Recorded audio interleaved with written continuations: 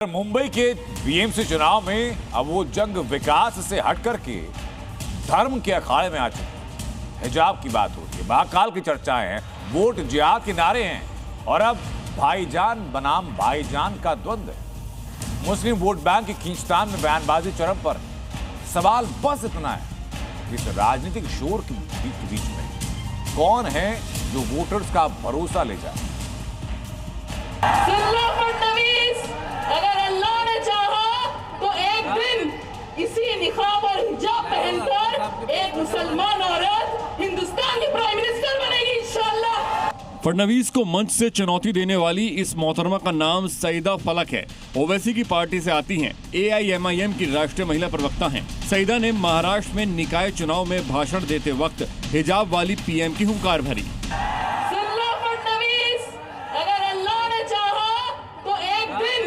इसी निकाब और हिजाब पहनकर एक मुसलमान औरत हिंदुस्तान की प्राइम मिनिस्टर बनेगी इंशाअल्लाह। अरे ये मुल्क किसी की जागीर नहीं है। इस निकाब और हिजाब से तुम लोगों को दुश्मनी है।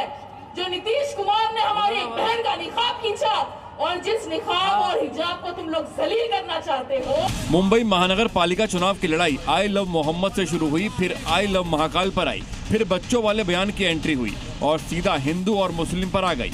नजर वोट बैंक पर है तो उद्धव ठाकरे भी बीजेपी पर नकली हिंदुत्व करने का आरोप लगा चुके हैं। मगर बीजेपी नेता किरीट सोमैया ने उद्धव ठाकरे पर वोट जिहाद की राजनीति करने का ही आरोप लगा दिया। दोनों भाइयों ने डिसाइड किया है कि जो अनधिकृत लाउड स्पीकर मस्जिद पर के निकाले थे उस विषय में एक भी शब्द नहीं बोलने का। उनके कार्यकर्ता नीचे जाकर कहते हैं कि हम सत्ता पर आते हैं, हम लाउड स्पीकर वापस शुरू करेंगे। राम मंदिर का जो गीत है वही धुन वही गाना, अब उनके उम्मीदवार राम की जगह खान बोलकर वो गाना यानी वो राम की भी उनका भी दुरुपयोग कर रहे हैं। तो ये उद्धव ठाकरे का प्लान और वहां पर राम के नाम पर भगवान अल्लाह को बिठा देना। बुर्का हिजाब के बाद मैदान में ताजा है ओवैसी का 15 मिनट वाला बयान। 15 मिनट के लिए पुलिस को हटा लो, बता लेंगे किसमें हिम्मत है, कौन ताकत है। ये जो लोग जो मेरी तकरीर पे 15 मिनट पे बहुत मीडिया वाले लिखते थे, 15 मिनट बोले 15 मिनट बोले। अरे खुदरत ने ऐसा इंतजाम किया कि तुम 15 मिनट बोले तो खुदरत बोले 15 कोई इलेक्शन होगा। खैर ओवैसी अकेले सांप्रदायिक सौहार्द के खिलाफ खड़े मजहबी पहलवान नहीं है। ये औरंगाबाद वाला बहुत बात करता है, अबे मैं उत्तर प्रदेश का हूं, पटक दूंगा, बत्ती से बाहर निकल जाएगी, पता नहीं चलेगा कहां चला गया।